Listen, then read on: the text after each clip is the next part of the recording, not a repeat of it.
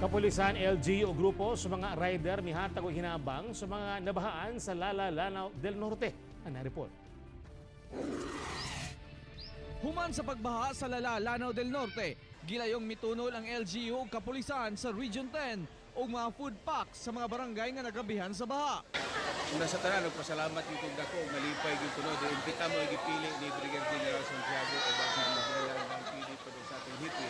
Nga mo matagaan balik ayuda no, despite sa kadaghan kayong na-affected ng mga munisipyo. Yung barangay Lala, ito yung na-monitor namin na pinaka-apektadong lugar dito sa Lanao dahil sa baha, yung flash flood. Gawa sa food packs, nagpaygayan usab sila og medical mission sa mga nabahaan. Butang nga mapasalamaton ang mga biktima. Salamat kay Mr. kay may kuang tabang kay Mr. Kuang kakaroon sa grabe kayo nabawan na mo sir. Daghan gyud kayong na-damage dia samot na katong naigo sa kuan sa baha kaning karen sa tubig. Nawas out man gyud to. Nga kasagara bago gitanom na uban si Milia. Samtang usa-usab ka grupo sa mga rider gikan Iligan City ang mitunol usab og hinabang sa 27 ka pamilyang nawad-an og mga panimalay sa barangay Maranding.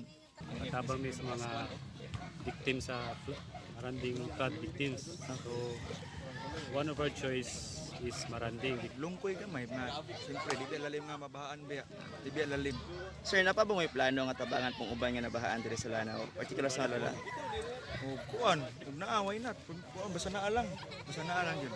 Ako si Real Soroche para sa One Mindanao.